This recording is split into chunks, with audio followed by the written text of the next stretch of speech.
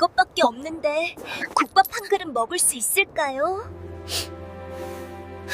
하루아침에 모든 걸 잃은 남매가 있었습니다. 아버지는 누명을 쓰고 어머니는 끌려가고 남매는 맨발로 눈보라 속을 뛰었지요. 사흘을 굶었습니다. 손에 쥔 건 엽전 한 입뿐이었어요. 그 남매에게 말없이 국밥을 퍼준 여인이 있었습니다. 그 국밥 한 그릇이 두 아이의 인생을 바꿔 놓았지요.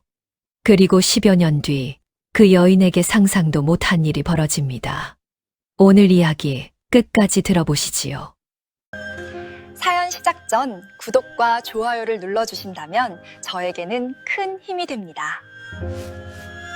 그럼 사연 시작합니다. 옛날 아주 먼 옛날 호랑이가 담배 피우던 시절 이야기입니다.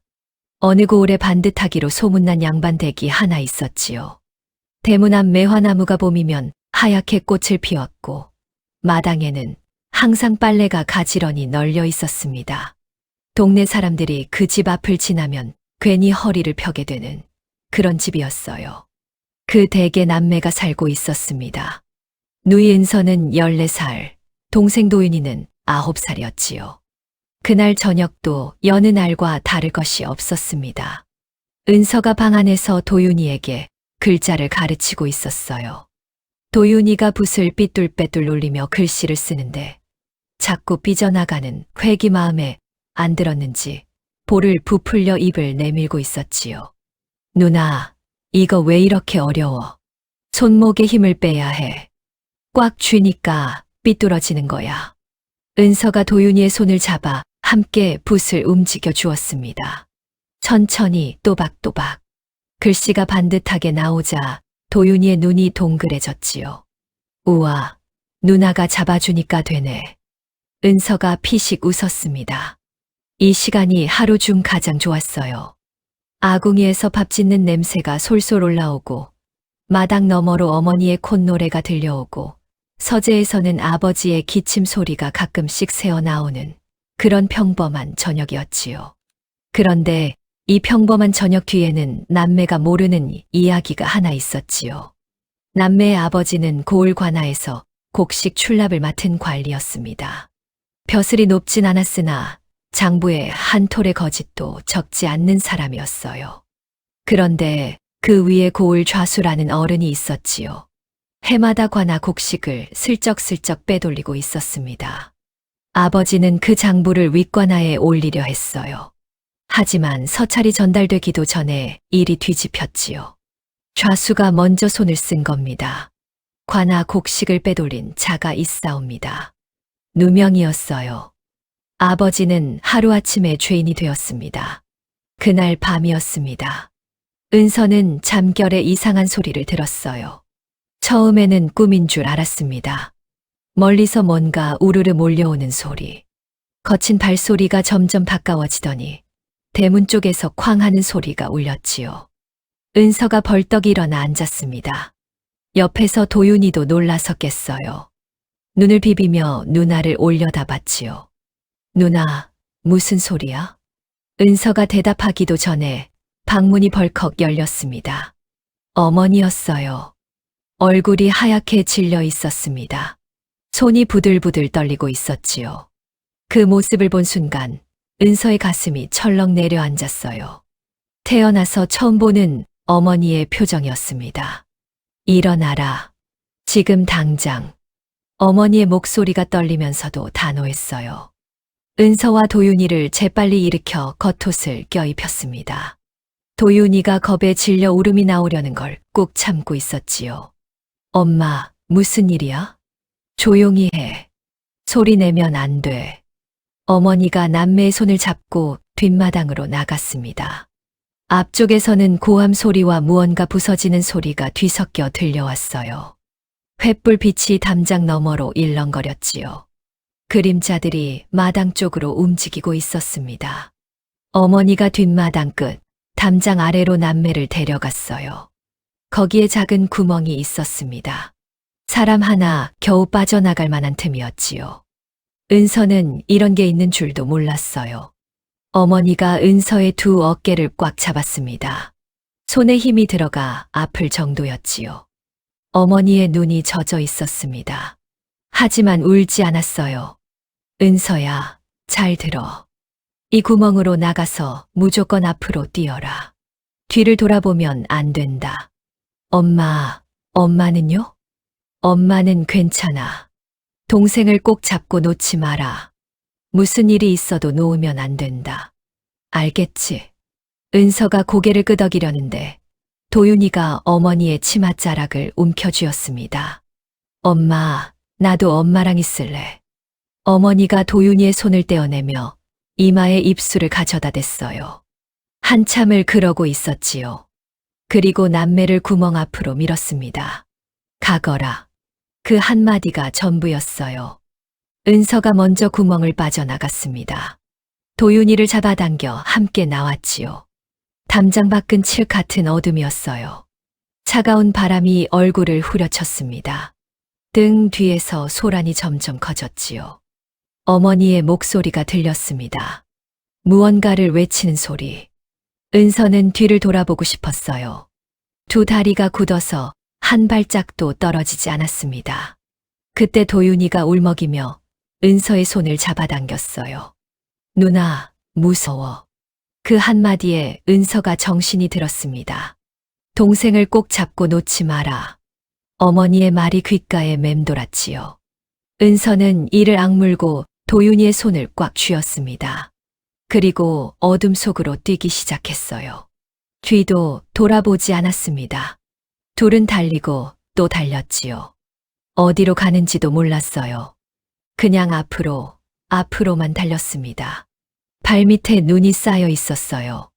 미끄러지고 넘어지고 다시 일어나서 또 달렸지요. 도윤이가 먼저 지쳤습니다. 숨이 턱까지 차올라 더 이상 뛸 수가 없었어요. 은서가 동생의 팔을 끌었지만 도윤이의 다리가 풀려버렸지요. 누나, 나 못 뛰겠어. 은서가 도윤이 앞에 쪼그려 앉았습니다. 등을 돌려 엎혀줬어요. 도윤이의 몸이 차가웠습니다. 은서의 등판에 얼음장 같은 한기가 스며들었지요. 하지만 은서는 일어섰어요. 동생을 업고 걸었습니다. 하루가 지나고 이틀이 지났어요. 낮에는 나무 뒤에 숨어 쉬고 밤에는 걸었습니다. 먹을 것이 없었지요. 길가에 떨어진 마른 열매 몇 알이 전부였어요. 도윤이가 점점 말이 없어졌습니다. 처음에는 배고프다 춥다 투정을 부리더니 이제는 그 힘조차 없는 것 같았지요. 사흘째 되던 날이었습니다. 은서도 한계였어요. 다리가 더 이상 말을 듣지 않았습니다. 눈앞이 흐려지기 시작했지요. 이대로 주저앉으면 끝이라는 걸 알았어요. 하지만 몸이 말을 듣지 않았습니다. 그때였어요. 바람결에 무언가가 실려왔습니다. 냄새였지요. 구수하고 따뜻한 국을 끓이는 냄새. 은서가 고개를 들었어요. 저 앞에 뭔가 보였습니다. 좌판이 옹기종기 모여있는 작은 장터의 어귀였지요. 은서는 마지막 힘을 짜냈어요. 냄새가 나는 쪽으로 비틀비틀 걸어갔습니다. 가마솥에서 하얀 김이 모락모락 피어오르는 국밥집이 보였지요. 은서의 무릎이 꺾였어요.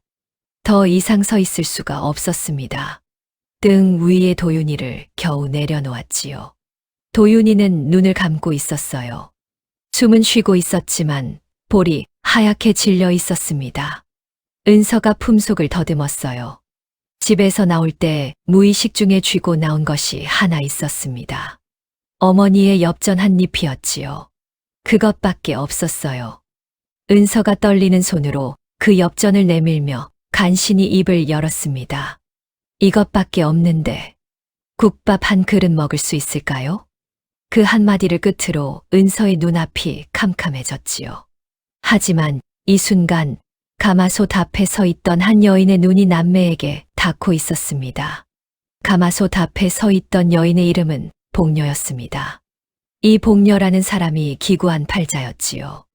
지아비를 일찍 떠나보낸 것도 서러운데 어린 아들마저 병에 빼앗겨 버렸습니다. 고을 사람들은 그녀를 보면 수군수군 뒤에서 손가락질을 하곤 했어요. 저 여인네는 팔자가 어찌 저리도 사나운지 가까이 하면 재수가 웃는다 카더라. 복녀는 그런 말들을 등 뒤로 들으며 이를 악물고 살아왔습니다.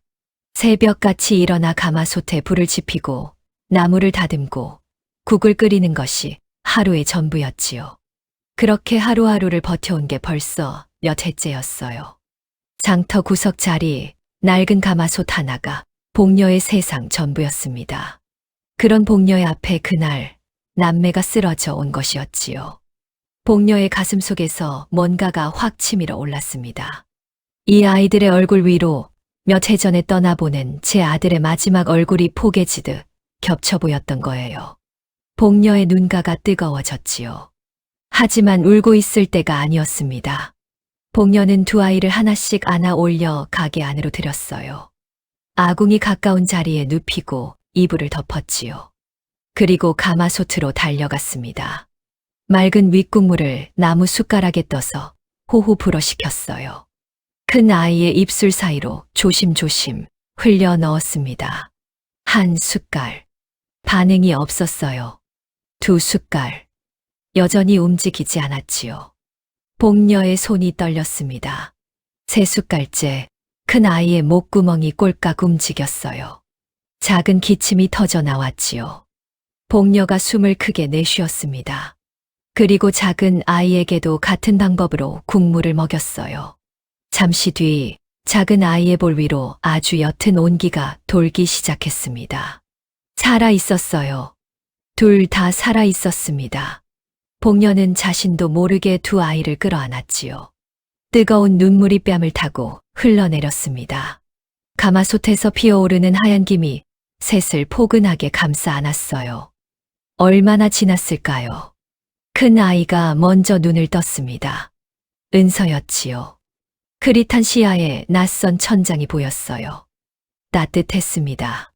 그게 제일 먼저 느낀 것이었지요. 오랜만에 느끼는 온기였어요. 은서가 고개를 돌렸습니다. 옆에 도윤이가 누워 있었어요. 이불을 덮고 고르게 숨을 쉬고 있었지요. 은서의 눈가가 붉어졌습니다. 살았구나. 그 생각이 먼저였어요. 정신이 드느냐? 목소리가 들렸습니다. 고개를 돌리니 아궁이 앞에 여인이 앉아 있었어요. 복녀였지요. 손에 국자를 들고 은서를 바라보고 있었습니다.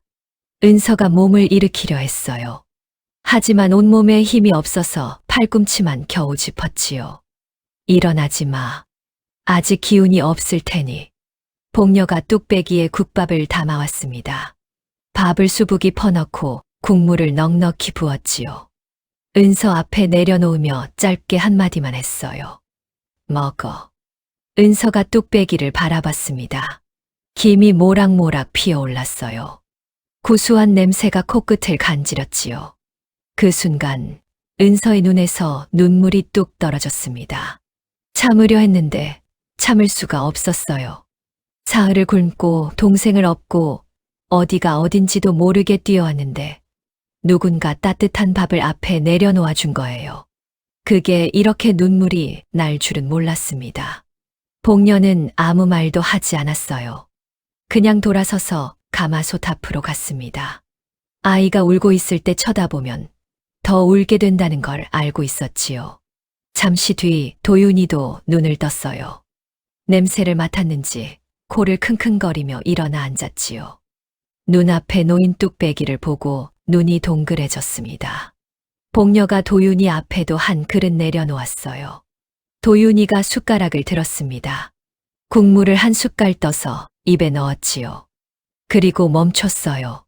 숟가락을 든 채로 한참 동안 움직이지 않았습니다. 누나, 도윤이의 목소리가 갈라졌어요. 엄마가 끓여주던 거랑 비슷해. 은서는 대답하지 못했습니다. 고개를 숙이고 입술을 깨물었지요. 복녀는 가마솥 앞에서 그 모습을 봤어요. 국자를 쥔 손에 힘이 들어갔습니다.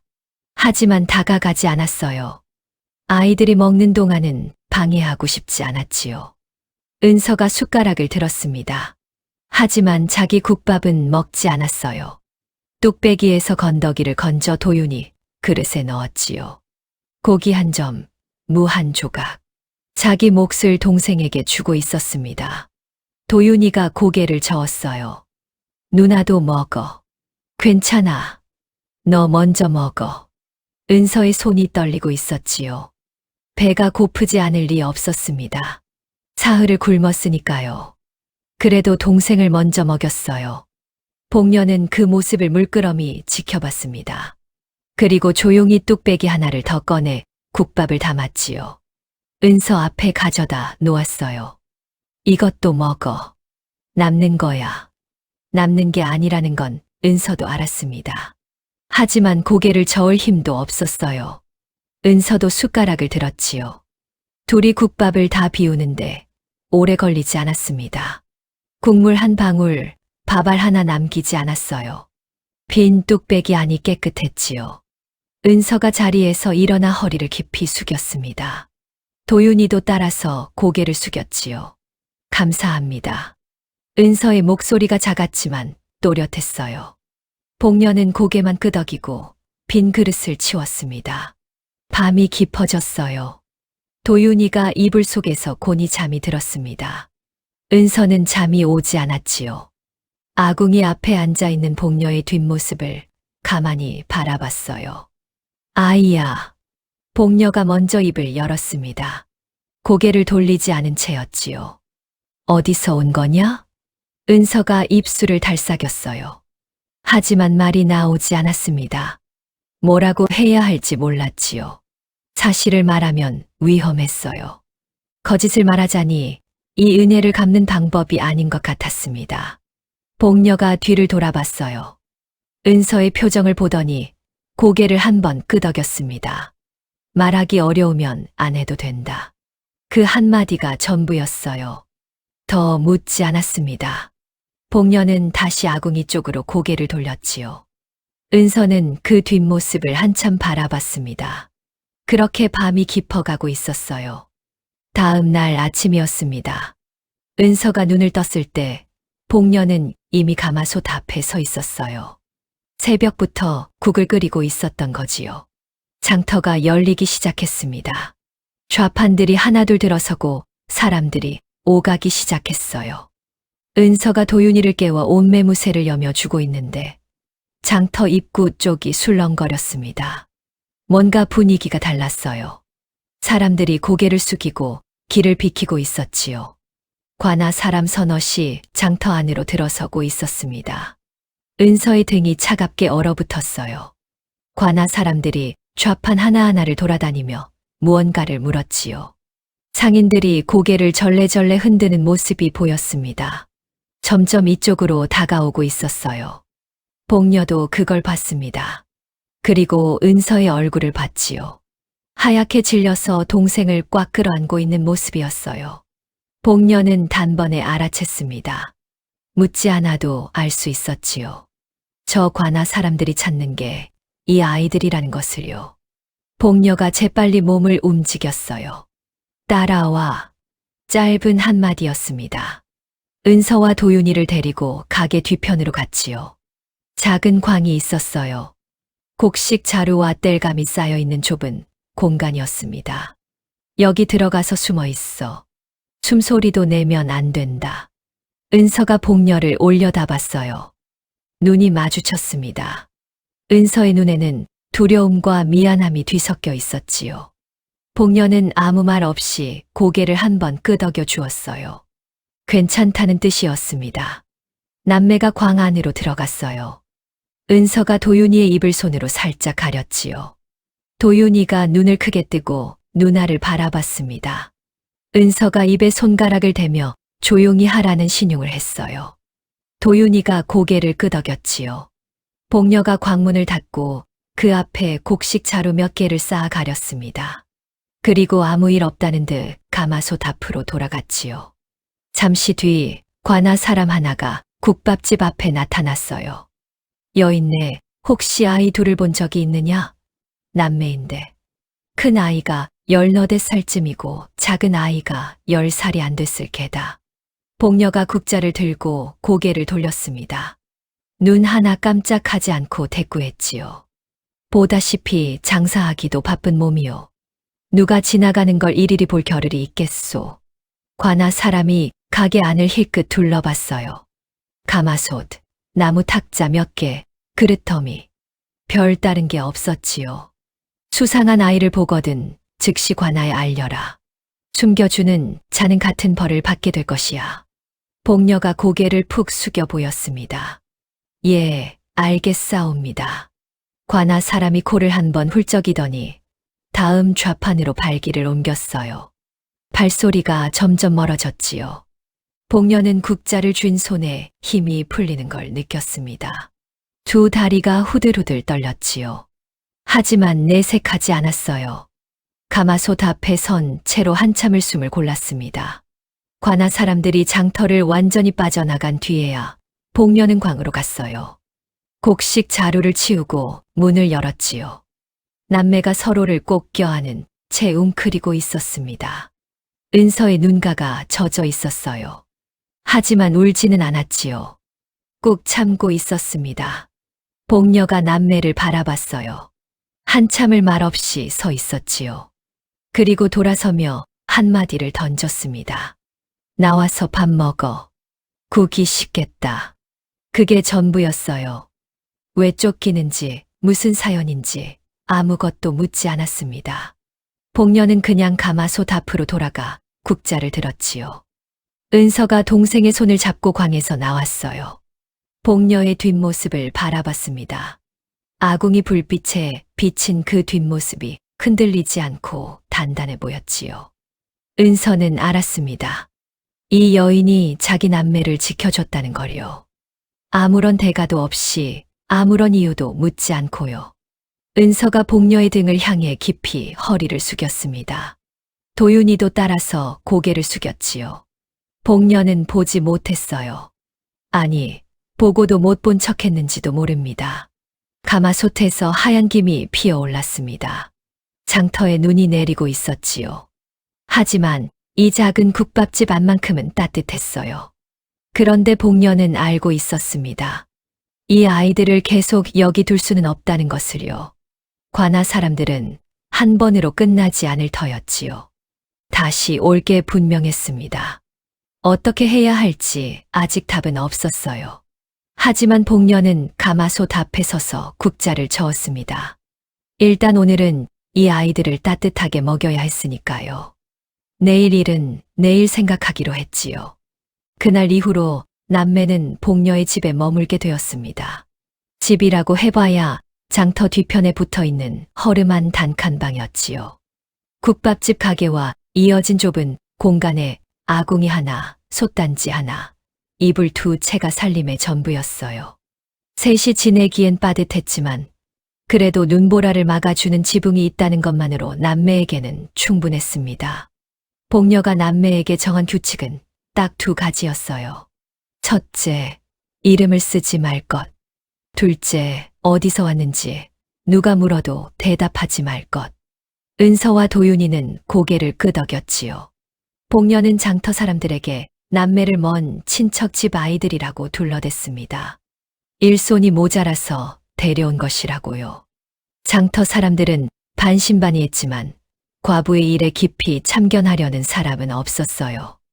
애초에 복녀에게 관심을 두는 사람도 별로 없었으니까요. 남매는 바로 다음 날부터 일을 시작했습니다. 은서는 국밥집 설거지와 장터 심부름을 맡았어요. 새벽에 일어나 그릇을 닦고 나무를 다듬고 복녀가 시키는 일이면 뭐든 했지요. 도윤이는 가게 앞을 쓸고 땔감을 나르는 일을 맡았습니다. 9살 아이가 하기엔 힘든 일이었지만 도윤이는 한마디 불평도 하지 않았어요. 누나가 하는데 자기가 안 할 수 없었지요. 복녀는 남매를 특별히 가르치지 않았습니다. 그냥 자기 할 일을 했어요. 새벽에 국을 끓이고 손님을 맞고 저녁에 정리하는 일상이 반복됐지요. 남매는 그 옆에서 보고 따라했습니다. 복녀가 이래라 저래라 하지 않아도 눈치가 빠른 은서는 금세 요령을 익혔어요. 며칠이 지났을 때였습니다. 복녀가 장터 한쪽의 좌판에서 나무를 사려고 했어요. 시래기 한 단 값을 흥정하고 있었지요. 좌판 주인이 부르는 값이 꽤 셌습니다. 은서가 옆에 서서 가만히 듣고 있다가 복녀의 소매자락을 살짝 잡아당겼어요. 아주머니, 저쪽 좌판이 더 쌀 거예요. 복녀가 은서를 내려다봤지요. 어떻게 아느냐? 아침에 그 좌판 지나갔는데 시래기가 많이 쌓여 있었어요. 해가 지기 전에 못 팔면 다 버려야 하니까 오후에는 값을 내릴 거예요. 복녀가 잠시 은서를 바라봤습니다. 14살 아이의 입에서 나올 말이 아니었지요. 복녀가 장터에서 몇 해를 굴러봐야 겨우 터득하는 감각이었어요. 복녀는 아무 말 없이 고개를 끄덕이고 발길을 돌렸습니다. 오후에 그 좌판에 가보니 과연 은서의 말대로 값이 내려가 있었지요. 복녀가 시래기를 사들고 돌아오면서 은서를 힐끗 봤어요. 은서는 아무 일 아니라는 듯 그릇을 닦고 있었지요. 복녀는 속으로 생각했습니다. 이 아이는 보통 아이가 아니구나. 도윤이도 마찬가지였어요. 장터 한쪽에 글을 아는 늙은 약장수가 하나 있었습니다. 좌판에 앉아 약재를 팔면서 심심하면 나뭇가지로 흙바닥에 글씨를 쓰곤 했지요. 어느 날 도윤이가 그 옆을 지나가다가 멈춰 섰어요. 약장수가 쓴 글씨를 한참 내려다보고 있었지요. 약장수가 도윤이를 올려다봤습니다. 뭘 보느냐, 꼬마야? 도윤이가 대답 대신 약장수의 나뭇가지를 빌려 들었어요. 그리고 흙바닥에 또박또박 글씨를 쓰기 시작했지요. 약장수의 눈이 휘둥그레졌습니다. 도윤이가 쓴 것은 천자문의 한 대목이었는데 한 글자도 틀리지 않았을 뿐 아니라 획이 또렷하고 반듯했지요. 이 아이 누구한테 배웠느냐? 도윤이가 나뭇가지를 내려놓으며 입을 다물었어요. 대답할 수 없었지요. 아버지에게 배웠다고 하면 안 되었으니까요. 약장수가 고개를 절레절레 흔들며 중얼거렸습니다. 보통 집안 아이가 아닌 게야. 이런 필체가 하루 이틀에 나오는 게 아닌디. 은서가 멀리서 그 모습을 보고 재빨리 다가왔어요.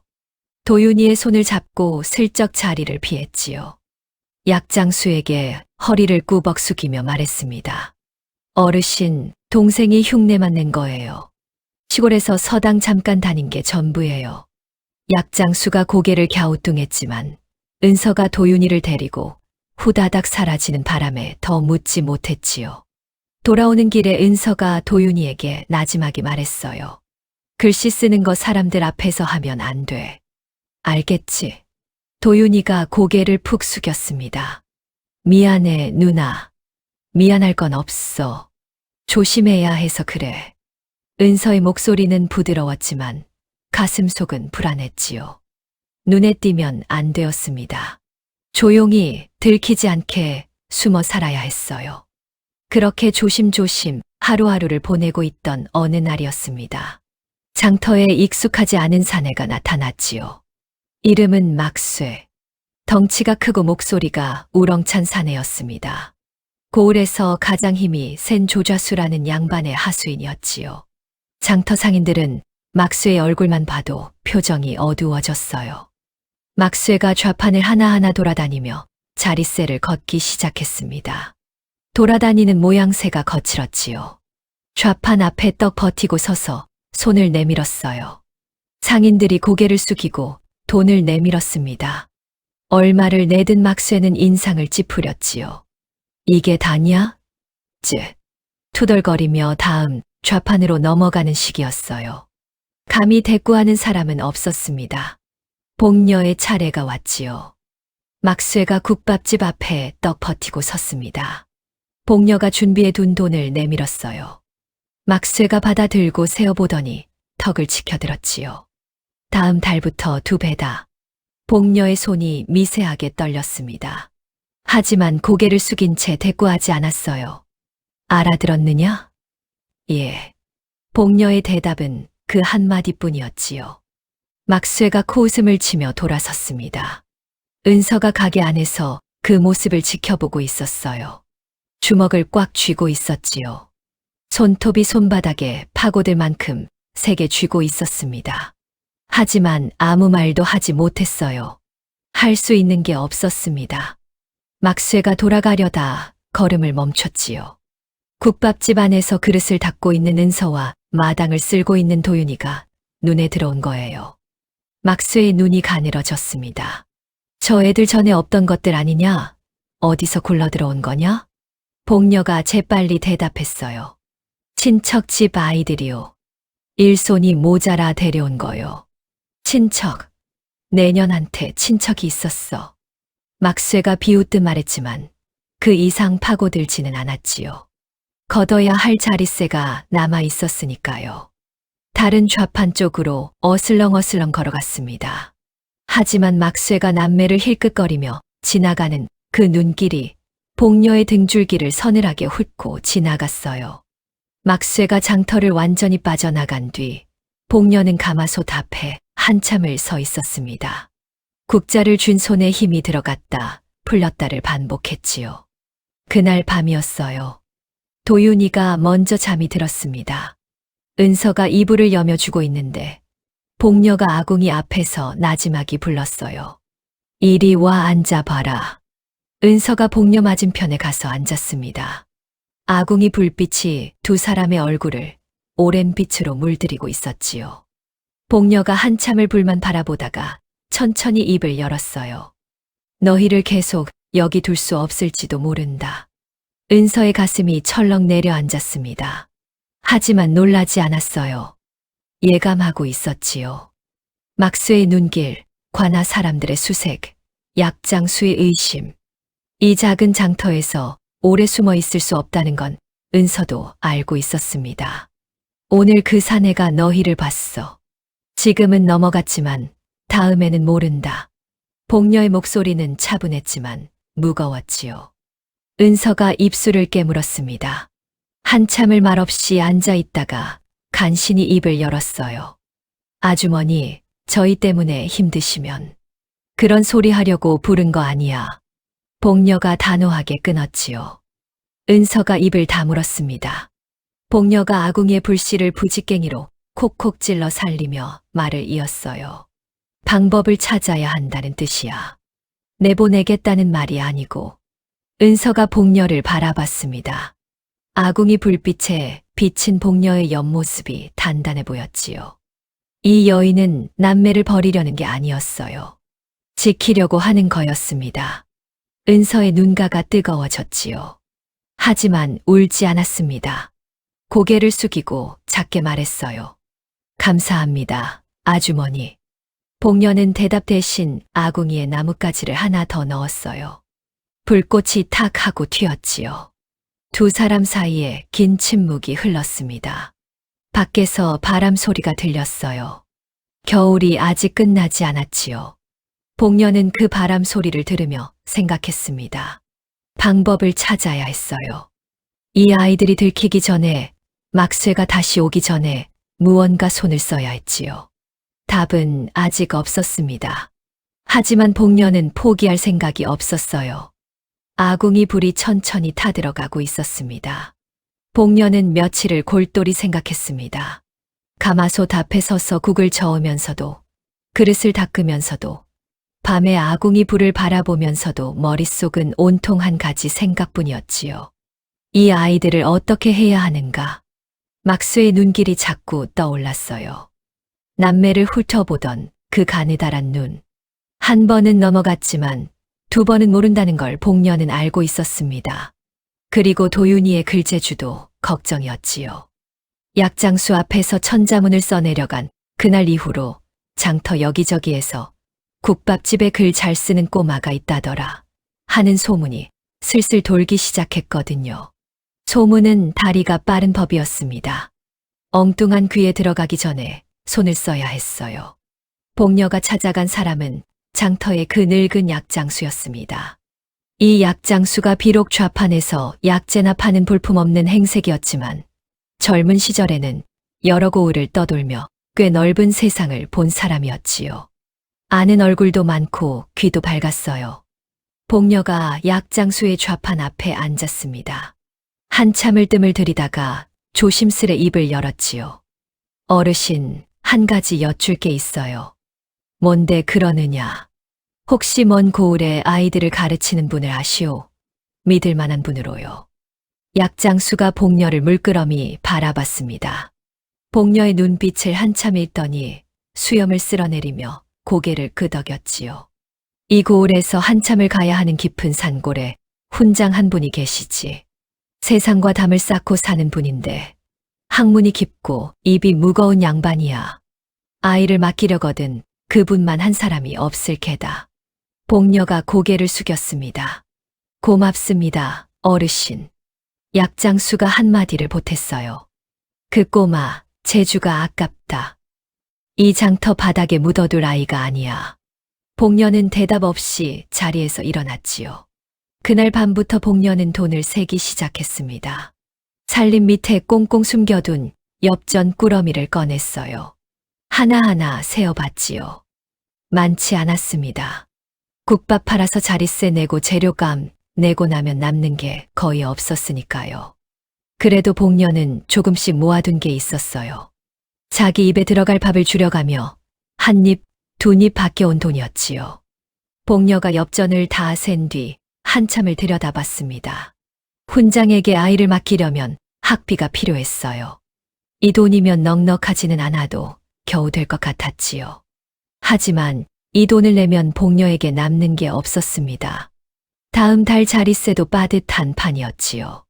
복녀는 엽전 꾸러미를 한참 쥐고 있다가 천천히 보자기에 쌌어요. 이제 남은 건 남매에게 이 이야기를 꺼내는 일이었습니다. 그게 가장 어려웠지요. 다음 날 저녁이었어요. 장사를 마치고 가게 문을 닫은 뒤 복녀가 남매를 앞에 앉혔습니다. 아궁이에 불이 타고 있었지요. 도윤이는 무슨 이야기가 나올지 모르고 눈을 깜빡이고 있었고, 은서는 복녀의 표정을 보고 뭔가를 눈치챈 듯 살짝 긴장한 얼굴이었어요. 복녀가 천천히 입을 열었습니다. 도윤아. 도윤이가 고개를 들었지요. 너를 먼 고을로 보내려고 한다. 거기에 그를 가르치는 훈장님이 한 분 계셔. 그분 밑에서 공부를 하는 게 좋겠다. 도윤이의 눈이 커졌어요. 은서의 얼굴이 굳었습니다. 왜요? 저 여기 있을래요. 도윤이가 먼저 말했지요. 목소리가 떨렸어요. 복녀가 도윤이를 바라봤습니다. 눈빛이 부드러웠지만 흔들리지 않았지요. 내 재주를 이 장터에 묻어둘 수는 없어. 그를 배워야 할 아이야. 은서가 끼어들었어요. 아주머니, 같이 있어야 해요. 은서의 목소리가 단호했습니다. 하지만 그 안에 두려움이 섞여 있었지요. 어머니가 동생 놓지 말라고 했어요. 무슨 일이 있어도 놓지 말라고요. 복녀는 잠시 아무 말도 하지 않았어요. 아궁이 불이 탁탁 소리를 내며 타고 있었지요. 한참 뒤에 복녀가 입을 열었습니다. 같이 있으면 둘 다 위험해. 은서의 숨이 멈추는 것 같았어요. 그 사내가 너희를 눈여겨보고 있어. 장터의 소문도 돌기 시작했고, 둘이 함께 있으면 눈에 띄기 쉽지. 하지만 나눠지면 찾기가 어려워져. 복녀의 말은 냉정했지만 국자를 쥐던 그 손이 무릎 위에서 미세하게 떨리고 있었어요. 이 말을 꺼내는 게 복녀에게도 쉽지 않았던 거지요. 떨어져 있어야 둘 다 산다. 그 한마디에 방 안이 조용해졌습니다. 아궁이 불타는 소리만 들렸지요. 은서가 고개를 숙였어요. 한참을 말없이 앉아 있었습니다. 주먹을 꽉 쥐었다 폈다를 반복했지요. 머릿속에서 어머니의 목소리가 맴돌았어요. 동생을 꼭 잡고 놓지 마라. 그런데 지금 놓으라는 거였습니다. 하지만 은서도 알고 있었지요. 막수의 눈길이 점점 날카로워지고 있다는 걸. 소문이 퍼지고 있다는 걸. 이대로 가다가는 둘 다 위험하다는 걸요. 한참이 지나서야 은서가 고개를 들었어요. 눈가가 붉었지만 울지는 않았습니다. 도윤이 학비는요. 내가 마련했어. 은서가 복녀를 바라봤지요. 이 사람이 어디서 그 돈을 마련했는지 묻지 않아도 알 수 있었습니다. 자릿세 내기도 빠듯한 살림에서 어떻게 돈을 모았겠어요. 제 입에 들어갈 것을 줄인 거지요. 은서의 가슴이 먹먹해졌습니다. 하지만 입 밖으로 꺼낼 말이 없었어요. 고맙다는 말로는 턱없이 부족했고 미안하다는 말은 이 여인에게 실례인 것 같았지요. 은서가 천천히 고개를 끄덕였습니다. 알겠어요. 그 한마디가 전부였지요. 도윤이가 누나와 복녀를 번갈아 봤어요. 무슨 일이 벌어지고 있는지 다 알아들은 것 같았습니다. 9살이지만 눈치가 있는 아이였지요. 도윤이의 눈에 물기가 고였어요. 하지만 울지 않았습니다. 누나가 안 우는데 자기가 울면 안 될 것 같았지요. 사흘 뒤 새벽이었습니다. 장터에 사람이 몰리기 전 아직 어둑어둑할 때였지요. 복녀가 도윤이의 짐을 꾸려 주었어요. 짐이라 해봐야 옷가지 하나와 먹을 것 조금이 전부였습니다. 약장수가 소개해준 사람이 도윤이를 데려가기로 했지요. 먼 고을까지 가는 길을 아는 사람이었어요. 은서가 도윤이 앞에 쪼그려 앉았습니다. 동생의 옷매무새를 여며 주었지요. 저고리끈을 묶어주고 옷깃을 바로잡아주고 어깨에 먼지를 톡톡 털어주었어요. 하지 않아도 될 일을 자꾸 했습니다. 손을 놓으면 보내야 한다는 걸 알았기 때문이지요. 도윤이가 누나를 올려다봤어요. 누나, 나 가면 언제 다시 만나? 은서가 웃으려 했습니다. 입꼬리를 올려보려 했어요. 하지만 올라가지 않았지요. 금방이야. 공부 열심히 하면 금방 만나. 거짓말이었어요. 언제 다시 만날 수 있을지 은서도 몰랐습니다. 하지만 그 말밖에 할 수가 없었지요. 도윤이가 새끼손가락을 내밀었어요. 약속해. 꼭 다시 만나자. 은서가 새끼손가락을 걸었습니다. 약속. 복녀가 옆에 서서 그 모습을 지켜보고 있었어요. 고개를 돌려 다른 쪽을 바라봤지요. 눈가가 뜨거워지는 걸 아이들에게 보이고 싶지 않았습니다. 도윤이가 짐을 들고 길 위에 섰어요. 데려갈 사람이 앞에서 기다리고 있었지요. 도윤이가 걸음을 때려다 멈췄습니다. 뒤를 돌아봤어요. 은서가 서 있었습니다. 손을 흔들고 있었지요. 웃고 있었어요. 억지로 웃고 있다는 게 보였지만 그래도 웃고 있었습니다. 도윤이도 손을 흔들었어요. 한 번, 두 번, 그리고 돌아서서 걸어갔지요. 몇 발짝 가다가 또 뒤를 돌아봤어요.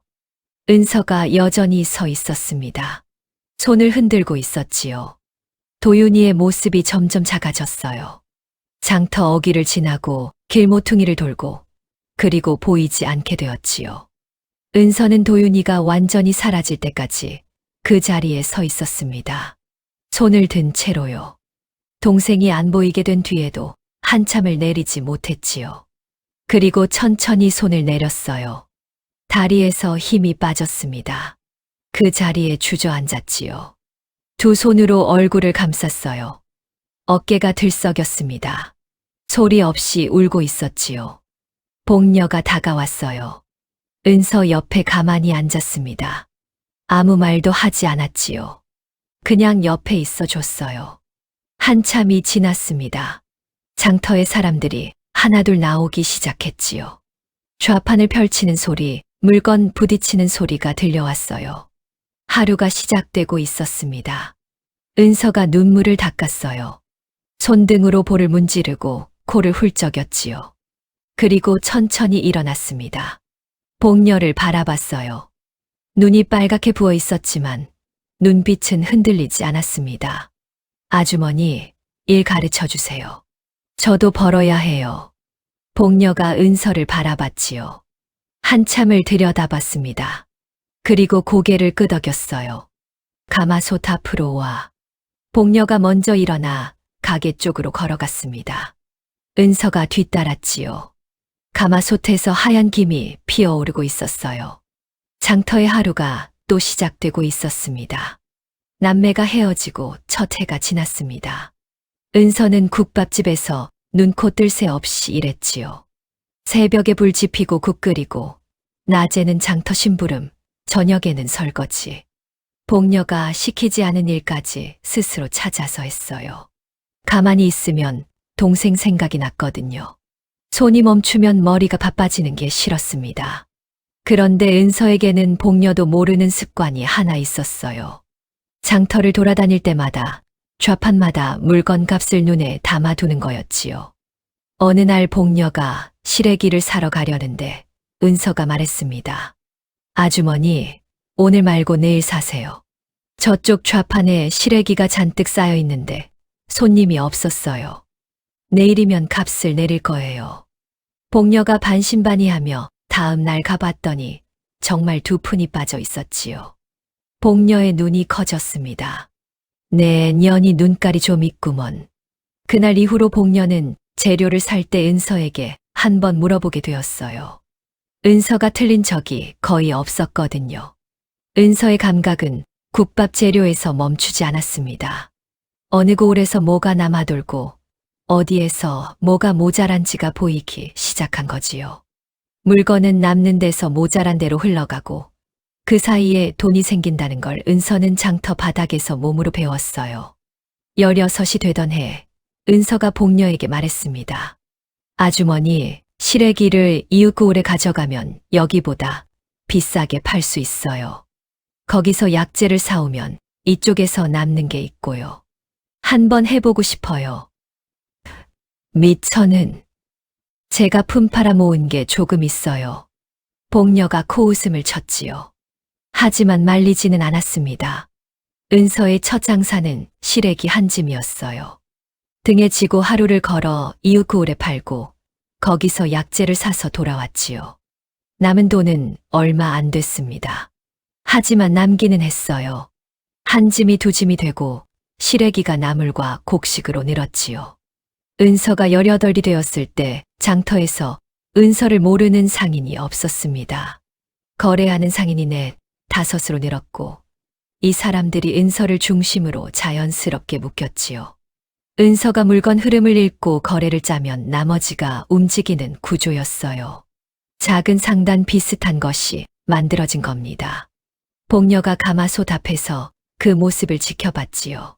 시래기 한 짐 지고 나가던 아이가 상인들을 이끌고 있었습니다. 복녀의 입가에 웃음이 번졌지만 입 밖으로는 아무 말도 하지 않았어요. 그러나 은서가 커질수록 불편한 눈이 하나 있었습니다. 막쇠였지요. 어느 날 막쇠가 국밥집에 왔어요. 자릿세 얘기하러 왔다. 다음 달부터 반량을 더 내라. 복녀의 얼굴이 굳었습니다. 지금도 빠듯한데 반량을 더 내라니. 하지만 막쇠 뒤에는 조좌수가 있었지요. 대거리를 할 수가 없었어요. 알겠소. 막쇠가 나가면서 은서를 흘끗 봤습니다. 은서가 고개를 숙이지 않았지요. 막쇠의 눈이 가늘어졌어요. 막쇠가 사라진 뒤 은서가 말했습니다. 아주머니, 조금만 더 버텨요. 버티면 뭐가 달라지는데. 아직 모르겠어요. 하지만 이대로 당하고만 있지는 않을 거예요. 복녀가 은서를 바라봤지요. 이 아이가 저런 눈을 할 때는 말려도 안 된다는 걸 알고 있었습니다. 같은 시간 먼 고을 산골이었습니다. 도윤이는 훈장의 서당에서 글을 읽고 있었지요. 처음 이곳에 왔을 때 도윤은 밤마다 잠을 못 잤어요. 낯선 방, 낯선 냄새, 옆에 누나가 없는 밤이 무서웠지요. 이불을 뒤집어 쓰고 소리 없이 울었습니다. 9살 아이에게 혼자라는 건 그런 거였어요. 하지만 글 앞에 앉으면 달랐습니다. 훈장이 한 번 읽어준 문장을 도윤은 2번 다시 묻지 않았지요. 한 번 본 들귀가 머릿속에 그대로 남았어요. 다른 아이들이 10번 읽어야 외우는 걸 도윤은 2번이면 됐습니다. 훈장이 처음에는 대수롭지 않게 봤지요. 그런데 석 달이 지나자 표정이 달라졌어요. 도윤이 훈장이 가르치지 않은 부분까지 스스로 읽고 와서 질문을 하기 시작한 거였습니다. 이 아이 보통이 아니구먼. 훈장이 혼잣말처럼 중얼거렸지요. 해가 바뀌고 또 바뀌었습니다. 도윤은 12살이 되었어요. 서당에서 배울 것이 거의 바닥나기 시작했지요. 훈장이 가르칠 수 있는 범위를 넘어서고 있었습니다. 훈장이 도윤을 앞에 앉혀놓고 말했어요. 너는 과거를 볼 그릇이다. 도윤이 고개를 숙였지요. 하지만 제 이름으로는 과거에 나갈 수 없습니다. 훈장이 고개를 끄덕였어요. 도윤의 사정을 알고 있었지요. 죄인의 자식이라는 이름이 붙어 있는 한 과거장에 발도 들여놓을 수 없었습니다. 방법이 아예 없는 건 아니다. 훈장이 천천히 말했지요. 내 아버지의 누명이 벗겨지면 달라진다. 하지만 그건 지금 내가 할 수 있는 일이 아니야. 지금 내가 할 수 있는 건 하나뿐이다. 실력을 쌓아두는 것. 때가 왔을 때 준비가 안 되어 있으면 소용이 없어. 도윤이 주먹을 쥐었습니다. 때를 기다리라는 말씀이지요. 기다리되 가만히 기다리지는 마라. 도윤은 그날 이후 더 깊이 파고들었지요. 훈장의 서재에 있는 책을 전부 읽었어요. 법전, 역사서, 행정문서까지 닥치는 대로 읽었습니다. 아버지의 억울함을 밝히려면 무엇이 필요한지, 관아가 어떻게 돌아가는지를 알아야 했거든요. 15이 되던 해, 도윤은 훈장 밑에서 배울 수 있는 것을 전부 배운 상태였습니다. 훈장이 도윤의 어깨를 잡았지요. 내가 더 가르칠 게 없다. 이제 내 길을 가거라. 도윤이 훈장에게 큰 절을 올렸어요. 그리고 산고를 떠났습니다. 품속에는 훈장이 써준 추천 서찰 한 장이 있었지요. 더 큰 고을의 학당으로 가는 길이었습니다. 도윤이 걸음을 떼면서 한 번 뒤를 돌아봤어요. 산골 서당의 지붕이 나무 사이로 보였지요. 그리고 앞을 봤습니다. 누나가 어딘가에서 버티고 있을 거였어요. 자기도 버텨야 했습니다. 도윤의 발걸음이 빨라졌지요. 장터에서는 은서의 상단이 조금씩 커지고 있었고, 먼 고을에서는 도윤의 학문이 깊어지고 있었습니다. 하지만 둘 다 모르고 있었지요. 조좌수 쪽에서 움직임이 시작되고 있다는 걸요. 막쇠가 다시 움직이기 시작한 건 장터의 봄바람이 불 무렵이었습니다. 이번에는 자릿세가 아니었지요. 은서의 거래처를 하나씩 끊기 시작한 거였어요. 은서가 약재를 넘기던 이웃 고을 상인이 갑자기 거래를 끊었습니다. 이유를 물으니 고개를 저으며 말을 아꼈지요. 며칠 뒤에는 곡식을 받아주던 다른 상인도 발을 뺐어요. 그 다음에는 나물 거래까지 막혔습니다. 은서가 수소문해 보니 답은 하나였지요. 막쇠가 거래처마다 찾아가서 한마디씩 한 거였습니다. 그 계집이랑 거래하면 좋을 거 없을 게다. 그 한마디면 충분했어요. 막쇠 뒤에 조좌수가 있다는 걸 모르는 상인이 없었으니까요. 눈 밖에 나면 장사를 못하게 되는 건 한순간이었지요. 은서의 상단이 흔들리기 시작했습니다. 물건은 있는데 팔 곳이 없었어요. 돈이 안 돌았지요. 은서가 직접 발로 뛰며 새 거래처를 찾아봤지만 막쇠의 입이 더 빨랐습니다. 소문이 이미 퍼진 뒤였지요. 은서는 이를 악물었어요. 하지만 주먹만으로 되는 일이 아니었습니다. 세력 차이가 너무 컸지요. 그런데 막쇠의 진짜 목적은 장사를 망치는 게 아니었어요. 어느 날 막쇠가 조좌수 앞에 앉아 있었습니다. 조좌수가 부채를 천천히 붙이며 물었지요. 장터에 별일 없느냐? 한 가지 걸리는 게 있습지요. 막쇠가 머리를 긁적이며 말했어요. 국밥집에 붙어 사는 계집이 하나 있는데 그년이 장사를 꽤 크게 벌이고 있습지요. 근데 이상한 게 몇 해 전에 갑자기 나타나서 복녀한테 붙었거든요. 출신을 아는 사람이 아무도 없고요. 조좌수의 부채가 멈췄습니다. 몇 해 전, 예, 한 4, 5해쯤 됐지요. 처음에 꼬마 하나가 더 있었는데 그건 어디론가 보내버렸고 그 계집만 남았습지요. 조좌수의 눈이 가늘어졌어요. 꼬마가 하나 더 있었다고? 예. 조좌수가 부채를 접었습니다. 천천히 접더니 탁자 위에 내려놓았지요. 그 양반집 남매. 그때 못 찾았지. 막쇠의 등이 굳었어요. 설마 그년이. 확인해 봐라. 조좌수의 목소리가 낮아졌지요. 만약 그 집 핏줄이 맞으면 복녀 그년이 숨겨준 거다. 둘 다 가만두면 안 돼. 막쇠가 고개를 숙이고 나갔습니다. 그 뒤로 막쇠의 행동이 달라졌지요. 장터를 돌면서 슬슬 캐기 시작한 거였어요. 오래된 상인들에게 넌지시 물었습니다. 그 국밥집 개질 처음 왔을 때 어떤 꼴이었느냐. 꼬마도 하나 있었다면서. 그 꼬마가 글을 좀 썼다지. 상인들은 대부분 입을 다물었지요. 하지만 한두 명이 별 생각 없이 대답한 것만으로도 충분했어요. 퍼즐이 맞춰지고 있었습니다. 은서는 이 움직임을 눈치챘어요. 장터 분위기가 이상하게 돌아가고 있었지요. 자기를 볼 때 시선을 피하는 상인들이 늘었고 복녀에게도 아무도 말을 안 걸었습니다. 은서가 복녀에게 말했지요. 아주머니, 뭔가 이상해요. 복녀도 느끼고 있었습니다. 장터의 공기가 달라졌다는 거요. 하지만 복녀는 내색하지 않았어요. 장사나 해. 신경 쓰지 마. 하지만 복녀의 손이 평소보다 느리게 움직이고 있었지요. 은서는 그걸 놓치지 않았습니다. 그리고 그날이 왔어요. 이른 아침이었습니다. 장터가 막 열리려는 시간이었지요. 은서가 좌판에 물건을 펼치고 있는데 장터 입구 쪽이 소란스러워졌어요. 산에 대여섯이 몰려오고 있었습니다. 앞에 막쇠가 서 있었지요. 평소와 다른 점이 하나 있었어요. 관아에 표식을 두른 사람이 함께 있었습니다. 장터 상인들이 슬슬 좌판 뒤로 물러났지요. 막쇠가 곧장 국밥집으로 왔어요.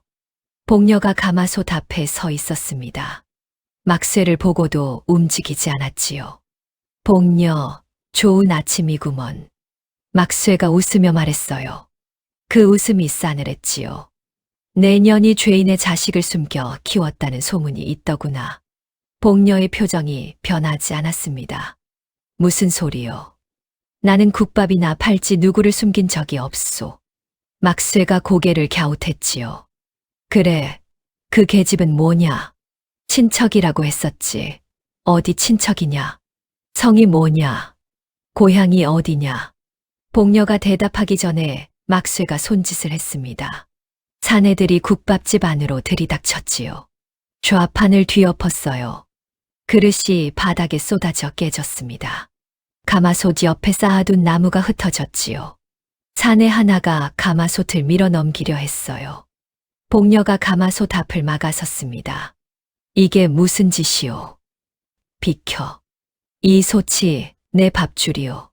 이것마저 엎으면 나는 어떻게 살라고. 막쇠가 복녀를 밀어냈지요.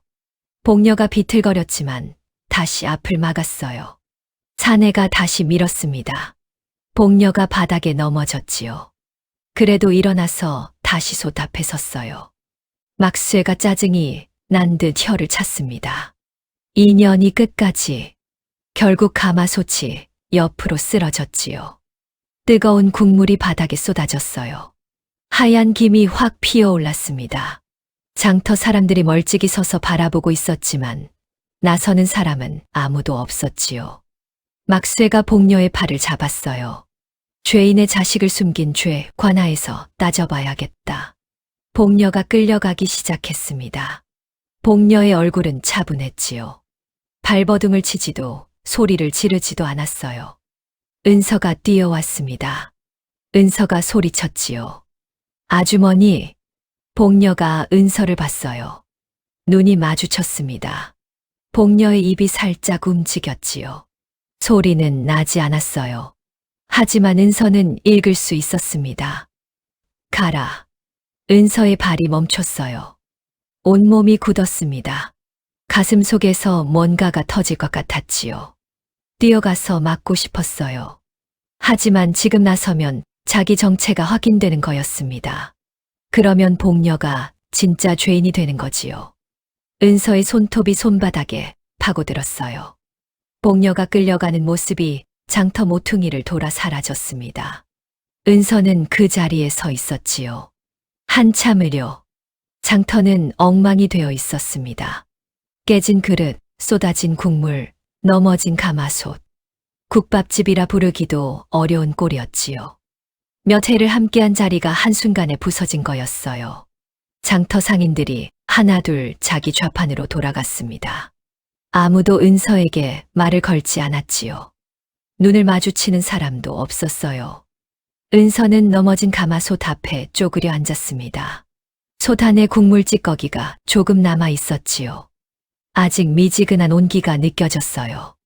은서가 눈을 감았습니다. 그리고 떠올렸지요. 처음 이 장터에 왔던 날, 엽전 한 잎을 내밀며 국밥 한 그릇을 달라고 했던 날, 복녀가 말없이 국밥을 떠주던 그 순간을요. 은서가 눈을 떴어요. 눈가가 젖어 있었지만 눈빛은 달랐습니다. 은서가 일어섰지요. 해야 할 일이 있었습니다. 도윤에게 소식을 전해야 했어요. 은서는 장터에서 유일하게 믿을 수 있는 사람을 찾아갔지요. 약장수였습니다. 복녀에게 훈장을 소개해 줬던 그 약장수요. 약장수는 좌판 뒤에 앉아 있었어요. 은서를 보고도 놀라지 않았지요. 이미 다 본 사람의 얼굴이었습니다. 도윤이에게 소식을 보내야 해요. 약장수가 고개를 끄덕였지요. 내가 아는 사람이 있다. 며칠 걸리겠지만 닿을 게다. 은서가 고개를 숙였어요. 어르신 고맙습니다. 약장수가 은서를 바라봤지요. 고마운 건 나중에 해라. 지금은 내가 먼저 살아남아야 해. 은서가 고개를 들었습니다. 살아남을 거예요. 그리고 아주머니를 꼭 데려올 거예요. 약장수가 은서를 한참 들여다봤지요. 그리고 자리에서 일어나 뒤쪽으로 갔습니다. 소식을 보낼 준비를 하러 간 거였어요. 은서가 약장수의 좌판 앞에 혼자 앉아 있었습니다. 해가 기울고 있었지요. 장터가 저물어 가고 있었어요. 은서에게 남은 건 거의 없었습니다. 국밥집은 부서졌고, 복녀는 끌려갔고, 상단은 무너졌지요. 하지만 한 가지는 남아 있었어요. 그동안 장사하면서 쌓아온 것. 상인들과의 연결, 조좌수 밑에서 벌어진 일들의 기억, 누가 얼마를 빼돌렸고, 누가 어디에 손을 댔는지. 은서의 머릿속에 다 들어 있었습니다. 은서가 품속에서 작은 장부 하나를 꺼냈지요. 장사하면서 적어둔 거였어요. 숫자들과 이름들이 빼곡했습니다. 은서가 장부를 꽉 쥐었어요. 이게 무기가 될 수 있을지는 아직 몰랐습니다. 하지만 버릴 생각은 없었지요. 도윤이에게 소식이 닿기를 기다리는 수밖에 없었어요. 그 전까지 은서가 할 수 있는 건 하나였습니다. 버티는 것. 도윤은 20살에 장원급제를 했습니다. 시험장에서 도윤의 글을 읽은 시관이 3번을 다시 읽었다고 하지요. 훈장이 과거를 볼 그릇이라고 했던 말이 빈말이 아니었어요. 급제 후 첫 부임지가 내려왔습니다. 도윤이 부임지를 확인하고 한참 동안 종이를 들여다봤지요. 그 고을이었어요. 어린 시절 눈보라 속을 뛰어 도망쳤던 바로 그 고을. 아버지가 누명을 쓰고 무너진 바로 그곳이었습니다. 도윤이 사또로 부임한다는 건 그 고을에서 가장 높은 자리에 앉는다는 뜻이었지요. 좌수든 누구든 도윤의 아래가 되는 거였어요. 도윤은 부임 준비를 하고 있었습니다. 그때 서찰 하나가 도착했지요. 서찰을 펼치는 손이 떨렸어요. 글씨가 급하게 쓰여 있었습니다. 약장수가 대신 적어 보낸 것이었지요. 복녀 안하기 관아에 끌려갔다. 국밥집이 부서졌다. 누이가 혼자 남았다. 도윤이 서찰을 읽고 한참 동안 움직이지 않았어요. 방 안이 조용했습니다. 누나가 혼자 남았다. 그 한 줄이 머릿속에서 계속 맴돌았지요. 도윤이 서찰을 접었습니다. 그리고 일어섰어요. 부임 일정을 앞당겼지요. 짐을 꾸렸습니다. 필요한 것만 챙겼어요. 관인과 부임 문서, 그리고 길을 떠났습니다. 도윤이 고을에 도착한 건 닷새 뒤였습니다. 하지만 곧장관하러 가지 않았지요. 먼저 은서를 찾았어요. 약장수가 알려줬습니다. 은서는 장터 뒷골목에 허름한 방 하나를 빌려 지내고 있었지요. 문을 두드렸습니다. 문이 열렸어요. 은서가 서 있었지요. 둘이 마주 봤습니다. 은서의 얼굴이 말라 있었어요. 볼이 패이고 눈 밑에 그늘이 져 있었지요. 하지만 눈빛은 살아 있었습니다. 도윤을 보는 순간 은서의 눈이 커졌어요. 도윤도 달라져 있었지요. 9살 꼬마가 아니었습니다. 키가 훌쩍 큰 청년이 서 있었어요. 하지만 눈매는 그대로였지요. 은서가 입을 열려다 닫았습니다. 다시 열었지요. 컸네. 도윤이 웃으려다 입술이 떨렸어요. 누나. 그 한마디에 은서의 눈가가 무너졌습니다. 하지만 울지 않았지요. 눈물을 삼키고 도윤의 팔을 잡아 안으로 끌어들였어요. 문이 닫혔습니다. 방 안에서 둘은 머리를 맞댔지요. 은서가 품속에서 장부를 꺼냈어요. 장사하면서 적어둔 것이었지요. 막쇠가 걷어간 자릿세 내역, 조좌수 밑에서 빠져나간 곡식의 흐름, 상인들에게서 들은 이야기들이 빼곡했습니다. 이게 다 있었어. 도윤이 장부를 넘기며 물었지요. 장사하면서 이상한 게 눈에 보였어. 자릿세가 관아에 들어가는 양보다 막쇠가 걷는 양이 훨씬 많았거든. 차액이 어디로 가는지 따라가 봤더니 전부 좌수 쪽이었어. 도윤의 눈이 빛났어요. 누나, 이거면 돼. 나는 사또로 부임하는 거야. 관아의 장부를 전부 열 수 있어. 누나 장부랑 개조하면 숫자가 안 맞는 게 다 드러나. 은서가 도윤을 바라봤지요. 사또. 동생이 이 고을의 사또가 되어 돌아왔다는 게 실감이 나지 않았어요. 하지만 지금은 감상에 젖을 때가 아니었습니다. 장부만으로는 부족해. 사람이 필요해. 사람. 장터 상인들이 직접 말해줘야 해. 막쇠가 얼마를 걷어갔는지, 좌수 쪽에서 어떤 행패를 당했는지. 내가 아무리 적어놔도 나 혼자 말이면 힘이 약해. 도윤이 고개를 끄덕였어요. 상인들이 나서줄까? 무서워서 안 나서는 거지. 하고 싶지 않은 게 아니야. 몇 년 동안 같이 장사하면서 봤어. 다들 이 꼴이 끝나길 바라고 있어. 등을 밀어줄 사람이 필요한 거야. 내가 서면 되지. 다음 날부터 은서가 움직였습니다. 장터 상인들을 하나씩 찾아갔지요. 조심스럽게 하지만 분명하게 말했어요. 새 사또가 부임합니다. 좌수의 비리를 밝힐 겁니다. 이번에는 달라요. 처음에는 다들 고개를 저었습니다. 은서가 예상한 반응이었지요. 하지만 은서에게는 몇 년간 쌓아온 게 있었어요. 함께 장사하면서 만든 신뢰. 어려울 때 거래를 끊지 않았던 기억. 물건값이 떨어졌을 때 같이 방법을 찾았던 시간들이요. 제가 먼저 서겠어요. 뒤에 서도 돼요. 하지만 같이 서주세요. 셋째 날, 약장수가 먼저 고개를 끄덕였어요. 내가 서지.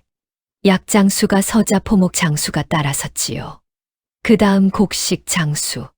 그 다음 소금장수. 하나가 서니까 둘이 서고 둘이 서니까 넷이 되었습니다. 닷새 만에 12명의 상인이 모였지요. 도윤이 사또로서 관아에 첫 발을 들였습니다. 관아의 아전들이 새 사또를 맞았지요. 도윤은 젊었어요. 20살 사또를 보고 아전들이 속으로 만만하게 봤을 겁니다. 하지만 도윤이 자리에 앉아 첫 마디를 꺼냈을 때 공기가 달라졌지요. 이 고을의 곡식 출납 장부를 전부 가져오너라. 최근 12년치 전부. 아전들의 얼굴이 굳었어요. 장부가 도착했습니다. 도윤이 하나하나 넘겼지요. 은서의 장부와 나란히 펼쳐 놓았어요. 숫자가 안 맞는 곳이 한두 군데가 아니었습니다. 조좌수가 윗관하에 올린 보고서의 곡식 양과 실제 장터에서 거친 양 사이에 구멍이 숭숭 뚫려 있었지요. 도윤이 조좌수를 불러들였습니다. 조좌수가 관아에 들어섰어요. 새 사또가 젊은 놈이라는 얘기는 들었지요. 대수롭지 않게 생각했을 겁니다. 그런데 사또의 자리에 앉아있는 얼굴을 보는 순간 조좌수의 발이 멈췄어요. 그 눈매, 어디서 본 눈매였지요. 도윤이 입을 열었습니다. 좌수, 앉으시오. 조좌수가 자리에 앉았어요. 등이 뻣뻣했지요. 도윤이 장부 2권을 펼쳤습니다. 관아 장부와 은서의 장부. 이 고을 곡식 출납에서 해마다 빠져나간 양이 있소. 관아 장부에는 없는데 장터에서는 거친 돈이 있고 그 차액이 어디로 갔는지 장터 상인 12명이 알고 있소.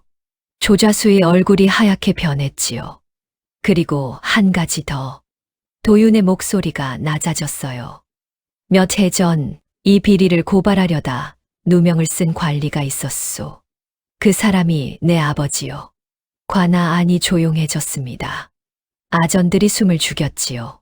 조좌수가 도윤을 바라봤어요. 그제야 그 눈매가 누구의 것인지 알아본 거였지요. 입이 벌어졌다 닫혔습니다. 도윤이 상인들을 불러들였어요. 12명이 관아 안으로 들어왔지요. 한 명씩 증언했습니다. 막쇠가 걷어간 돈, 좌판을 뒤엎은 일, 말 안 들으면 쫓아낸 일. 숫자와 증언이 하나로 맞물렸어요. 조좌수가 고개를 떨궜습니다. 내가 왜 이 지경이 됐나. 그 한마디가 마지막이었지요. 복녀가 풀려난 건 그날 저녁이었습니다. 관아 문이 열리고 복녀가 나왔어요. 며칠 사이에 더 야윈 얼굴이었지요. 옷이 구겨져 있었고 머리카락이 헝클어져 있었습니다. 하지만 걸음은 느리지 않았어요. 고개를 들고 걸었지요. 관아 앞에 두 사람이 서 있었습니다. 복녀가 걸음을 멈췄어요. 은서가 왼쪽에 서 있었지요. 엽전 한 잎을 내밀던 그 아이가 여인이 되어 서 있었어요. 오른쪽에는 청년이 서 있었습니다. 복녀가 그 얼굴을 한참 들여다봤지요. 국밥을 먹으며 엄마가 끓여주던 거랑 비슷해라고 했던 그 꼬마. 복녀의 입이 벌어졌어요. 도윤이? 도윤이 고개를 숙였습니다. 아주머니, 늦어서 죄송합니다. 복녀의 눈에 물기가 차올랐지요. 입술이 떨렸습니다. 하지만 이 여인은 원래 말이 적은 사람이었어요. 은서가 복녀 앞에 무릎을 꿇었습니다. 이마가 땅에 닿을 정도로 깊이 절을 올렸지요. 아주머니, 그때 그 국밥이 없었으면 저희는 여기 없습니다. 도윤도 나란히 무릎을 꿇었어요. 함께 절을 올렸지요. 복녀가 두 사람을 내려다봤습니다. 입을 열었다 닫기를 몇 번. 그러다 두 손으로 남매의 어깨를 하나씩 잡았지요. 잡은 손에 힘이 들어갔어요. 아무 말도 하지 않았습니다. 그냥 잡고 있었지요. 며칠 뒤 장터의 국밥집 자리에 새 가마솥이 놓였습니다. 은서가 마련한 거였지요.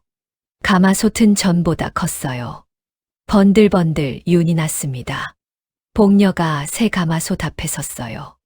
손으로 솥화장 자리를 천천히 쓸어봤지요. 그리고 불을 지폈습니다. 물을 붓고 뼈를 넣고 느긋하게 끓이기 시작했어요. 가마솥에서 하얀 김이 피어올랐지요. 국밥이 다 되었을 때 복녀가 새 그릇을 떠냈습니다. 셋이 나란히 앉아 국밥을 먹었지요. 도윤이 한 숟갈 떠서 입에 넣었어요.